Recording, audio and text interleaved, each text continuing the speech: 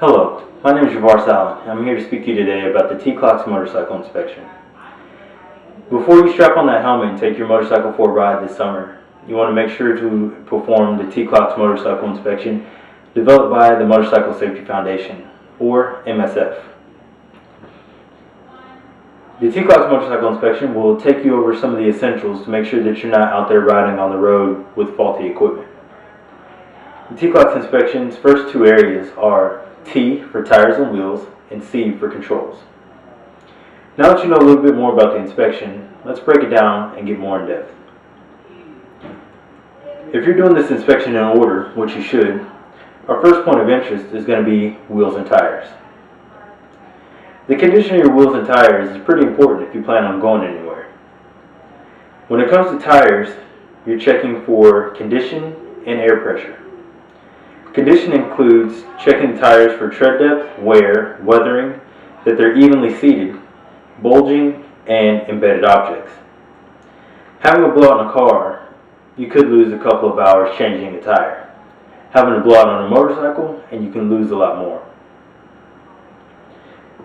When it comes to checking your tire pressures, you want to make sure that the tires are cold. In other words, they haven't been warmed up by use. When checking air pressure, you also want to check to make sure that they're properly inflated, because that can change how the motorcycle handles and make it a little bit difficult to control.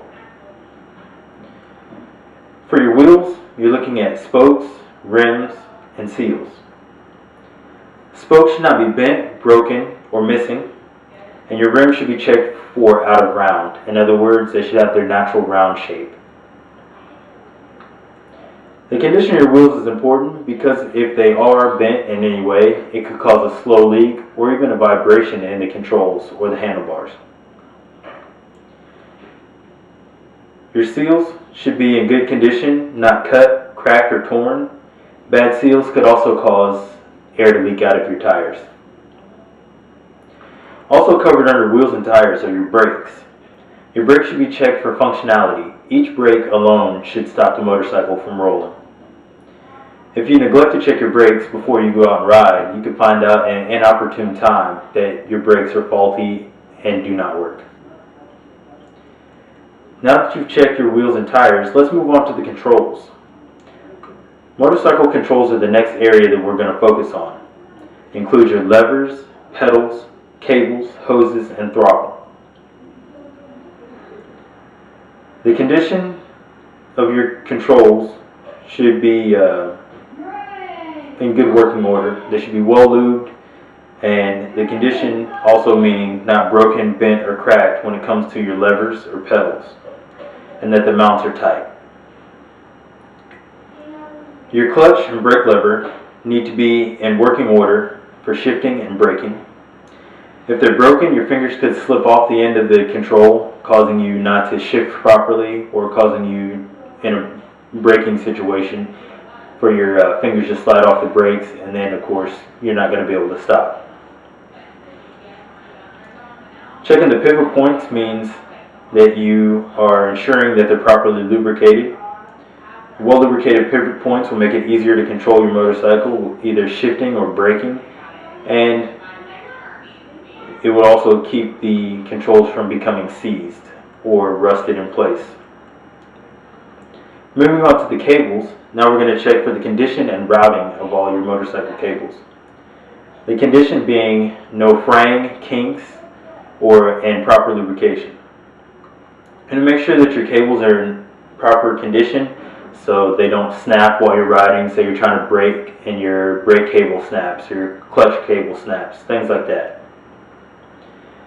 Routing is another important aspect of your cables, because if they're not routed properly, you turn your handlebars and your throttle could rev or your brakes could engage. So you make sure that your cables are routed properly and the supports are in place.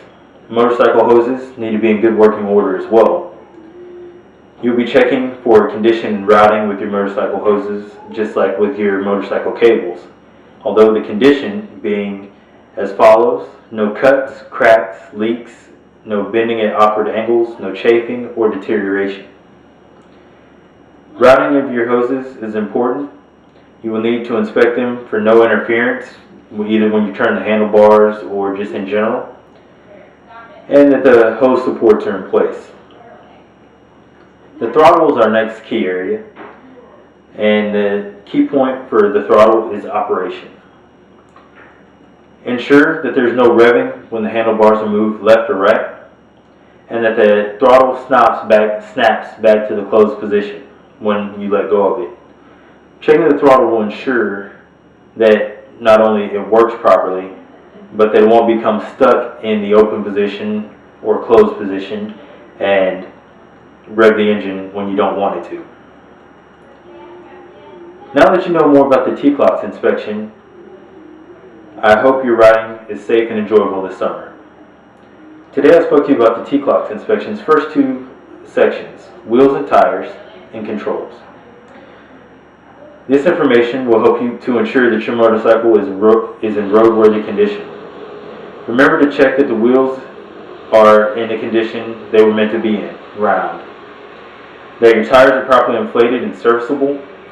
Your brakes need to be able to stop the motorcycle, both independently and together. And your motorcycle cables and hoses are in their proper location, no chafing, fraying, binding, or anything like that. And that your throttle snaps to the closed position. The road is a dangerous place to find out that your motorcycle is not par or up to the task of riding you around. So if you take a little bit of time before you go out and ride, you could be preventing yourself from a major catastrophe. It's one less thing to worry about while you're out there having fun. Riding a motorcycle is a great pastime. Thank you for your time. Ride safe, and I'll see you out there.